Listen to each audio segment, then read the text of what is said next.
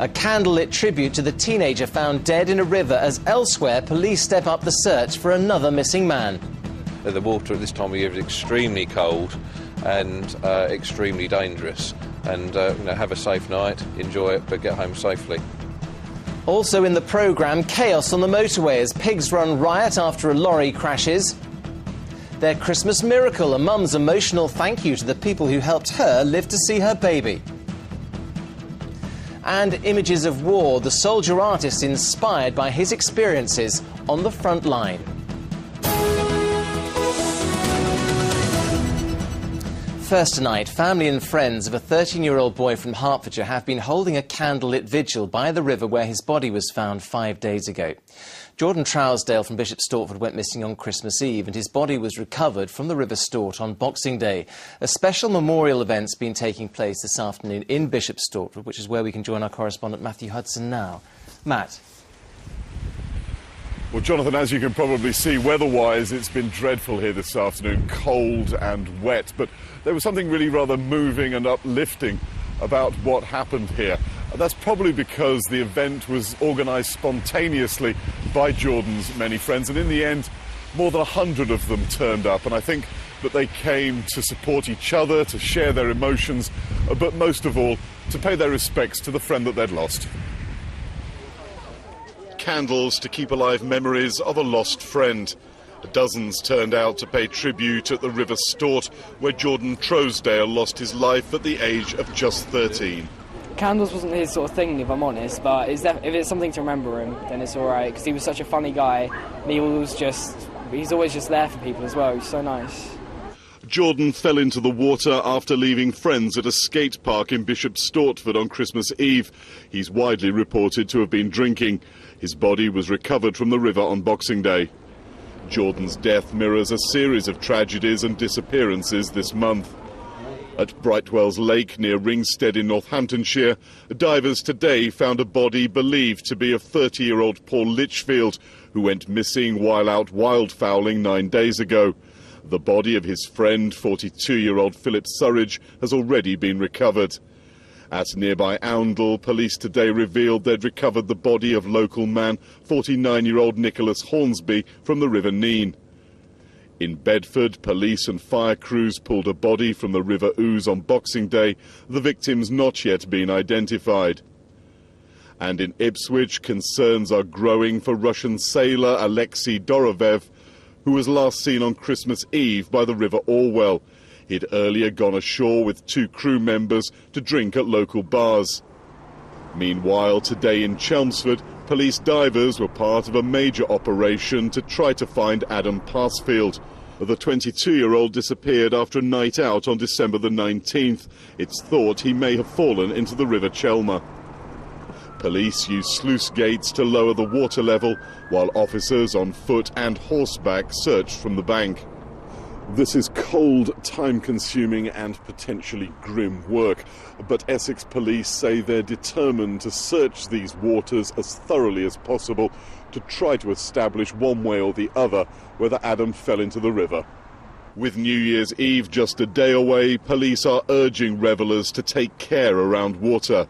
People are going to go out, they're going to have a good time, and we want them to do that. But please, I would urge them to make sure that they get home safely, travelling home with a friend, making sure that they can get picked up if possible, and keep away from the river's edge. Each needless death has left families shattered around the region. With no end to the wintry weather in sight, the emergency services will be hoping there won't be more tragedies to come. Well, Matt, obviously a terrible tragedy. Flowers being laid the whole time there where you are at the moment. But Jordan's friends hope that something positive may come out of it. Yes, indeed, Jonathan. The 2 teenagers that you saw in that piece have started a petition, and what they want is for metal railings to be put along the river as it flows through Bishop Stortford. And a little while ago I spoke to the mayor of the town. He said he was aware of the petition and he'd be making sure that he did everything he could to ensure it got a fair hearing when it comes before the council. OK, Matt, thank you very much indeed for all of that. Now, moving on to other news, and there was traffic chaos on the M11 in Essex today after a lorry carrying more than 80 pigs crashed and overturned this morning. The entire motorway between Junction 7 at Harlow and Junction 8 at Bishop Stortford was shut for over 8 hours after pigs escaped onto the carriageway. Tom Barton has our report.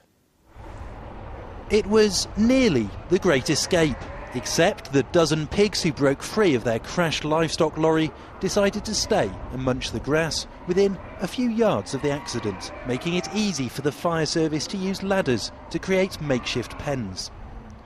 After the accident, just before 5 o'clock this morning, the lorry driver was taken to the Princess Alexandra Hospital in Harlow with what's thought to be minor head and shoulder injuries. The M11 was closed between Bishop Stortford and Harlow for much of the day, tailbacks of several miles near Stansted Airport, making it difficult for some passengers to get to their flights.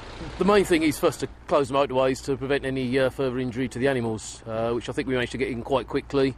Fortunately it's before rush hour and we got all the road closures in and traffic diverted before it snowed up too much. And what about the animals? How do you look after them? Obviously there were some escaped, some were still trapped in the van. Fortunately the ones that had escaped were out up on the grass embankment, so with assistance from the fire brigade we managed to sort of corral them into there. I'm waiting for the RSPCA to come down to give us guidance on the best way to deal with it. It's now around 9:45, about 5 hours since the crash. The pigs have spent all of that time stuck in the back of that overturned lorry. Only now are they being removed and loaded into another truck to be taken away. 60 of the animals had been trapped on the lorry, which was destined for the abattoir.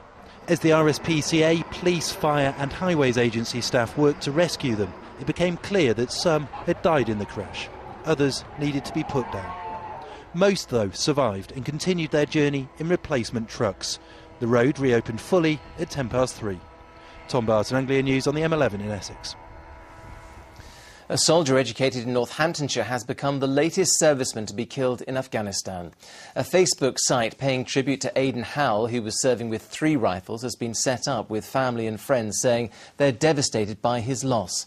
Rifleman Howell went to the Montsey Community College in Rothwell. He was killed in an explosion while on patrol in Helmand Province on Monday. Police in Essex are asking for public help in tracing a 24-year-old man who's wanted on suspicion of attempted murder following a shooting 2 years ago. Detectives want to speak to Daniel Smith about the incident at Stock near Chelmsford in July 2007. A man in his 50s was badly injured in the attack in Stock Road. Smith, who's 6'5", has connections with Billericay. The former Tory Cabinet Minister and Suffolk MP John Gummer is to quit the Commons at the general election. The MP for Suffolk Coastal says he wants to take on a wider international role in combating global warming. The former Agriculture Minister famously fed his daughter Cordelia a burger at the height of the BSE crisis. He's one of 120 MPs so far to stand down at the next general election. A 24-year-old man from Dunstable appeared before magistrates in Luton today, charged with causing death by dangerous driving. Christopher Jasper is also charged with failing to stop at the scene of an accident following the crash at Lothar Road in Dunstable on Sunday night. It's claimed Jasper was driving a BMW when it hit a tree, killing the car's front seat passenger and seriously injuring a back seat passenger. He was remanded in custody. Now, a teacher from Essex has sent a heartfelt message of thanks to blood donors. Siobhan Martin from Leigh-on-Sea needed repeated transfusions after giving birth to her first child. Now she and her partner have celebrated their first Christmas with baby Theo. ITV's John Gilbert has more. Last month, 41-year-old Siobhan nearly died giving birth to her son Theo. Doctors battled for 7 hours to save her life. They had to give her nearly 30 pints of blood. The reason why it was so much was because initially the blood was taking in my body and then I was losing so much, and when you have a transfusion your ability for your own body to clot is lost, and so therefore the blood kept on pouring out of my body and I'd lost so much and the hours were ticking by. They were going to take out my womb. And so they went to my fiancé Chris to say that they believed that that might help stop the bleeding, but the surgeon managed to save my womb, so I was able to have other children. The surgeon who helped save Siobhan says she's lucky to be here. Without the blood, Siobhan would not be alive today. There's no other way human blood can be replaced. We cannot synthesize it, we cannot manufacture it. It has to be given by donation. Hospitals like this hold just 100 pints of blood at any one time. Serious operations like Siobhan's can exhaust supplies of particular blood groups in just hours. This is just one unit of B-positive blood, and in the course of her operation, Siobhan needed 30 of these, the majority of which had to be rushed here by courier from another centre some 30 miles away.